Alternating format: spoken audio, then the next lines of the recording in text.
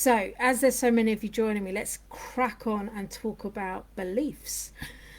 So, first of all, what is a belief? A belief can be a habitual way of thinking, it can be something you've inherited from your family, it can be cultural, or it can be societal. So, for example, if you look back in some societies, women have no rights, and it's because there is a societal belief that women are second class citizens, right? In this country, you have the glass ceiling where income was concerned, and a lot of people trying to break that, and that's because there was a belief that women shouldn't earn as much as men because they weren't good enough or didn't work hard enough, whatever the reason was, okay? We can also have beliefs form through our experiences, good and bad. So, if, for example, you grew up in a household where there were really good role models of partnership, of respect, and of kindness. Hello, Sonia, how are you? Then you will grow up with a belief that relationships can be like that. Conversely, if you grew up in a household where domestic violence or just a lot of fighting was really common, then your beliefs around relationships might be that relationships aren't easy, that they often are conflicted, and it's really hard to find a partner with whom you can build a really lovely, peaceful, compassionate, joyful, respectful life, right?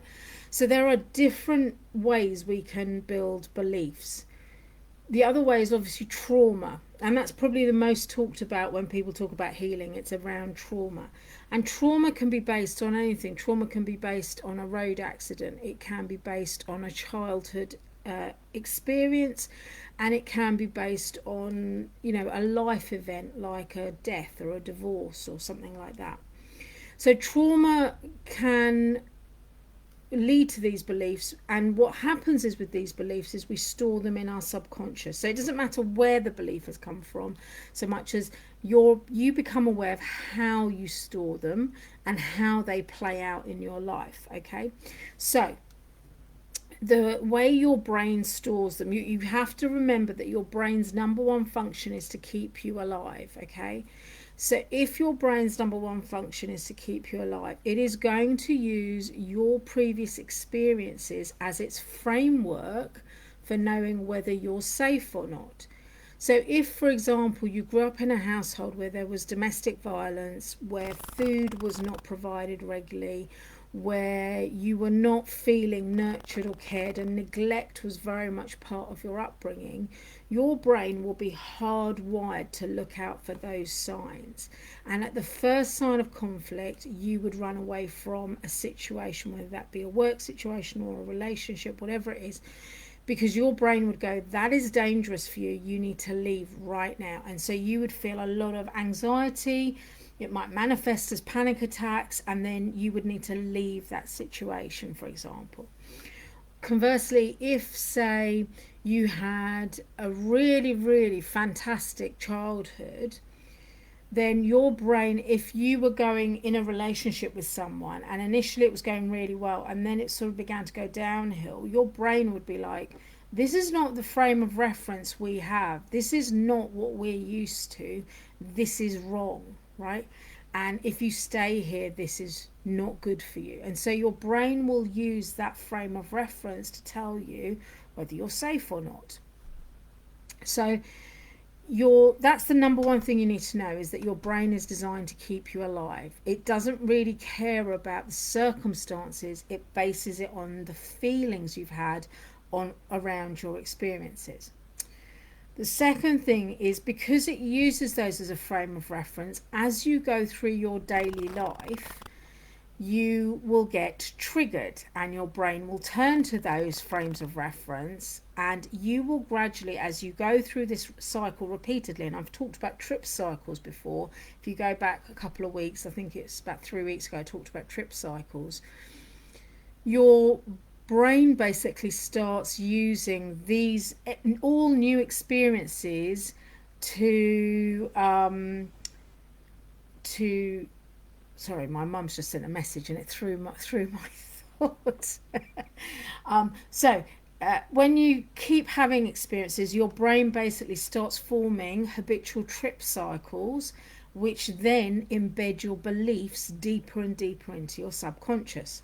So, what has that got to do with manifesting or your higher self? Well, your higher self can help you to release those beliefs, right? Because if you have a belief that you are in danger or life is not good or you are not worthy of money or a good job or a great relationship, then you will find that that is your experience that you're playing out. And every time you have that experience, that belief gets deepened. Okay.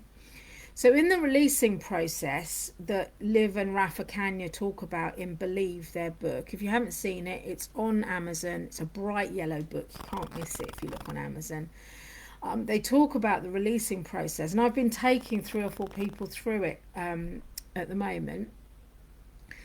What the believer releasing process does is, it with your higher self's help, we get to look at where and what beliefs are you holding in your brain that will cause you to store low vibration.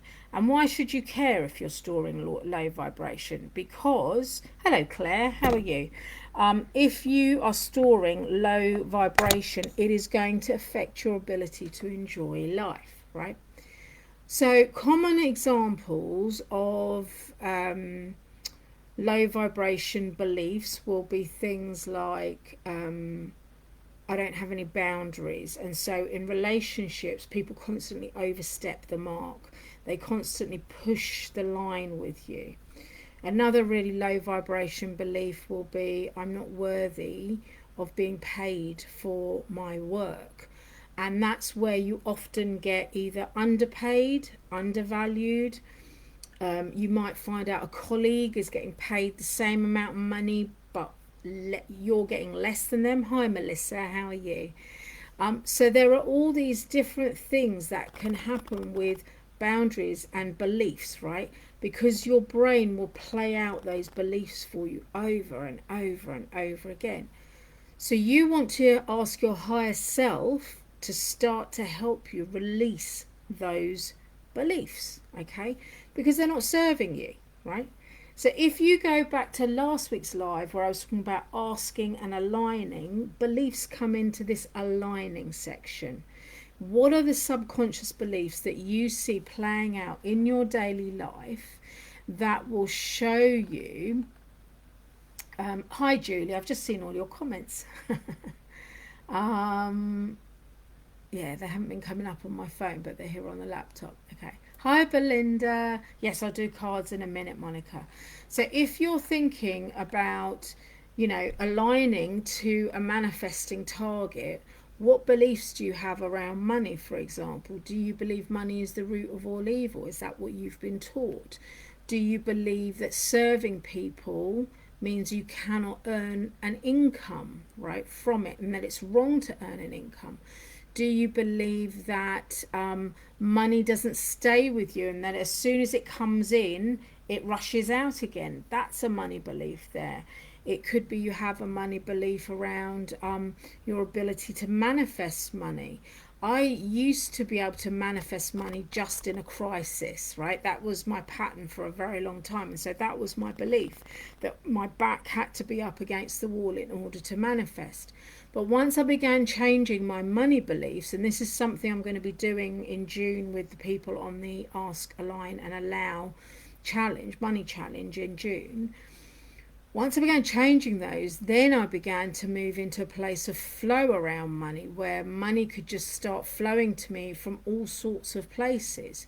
Now, I did this before I did the releasing process, so it wasn't as easy as it will be for you guys, because obviously I can help you through them, and because of my ability to connect with your higher selves, I'll be able to connect you quicker to your beliefs, and we'll shift them.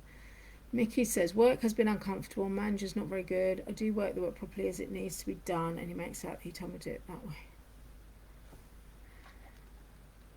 Yeah. Yes, that's not very good. So, okay, I'm going to pick on Mickey because she's given me a load of detail here. Mickey, what beliefs come up for you when you look at this, right? Are there beliefs around managers cannot be fair or managers cannot be trusted?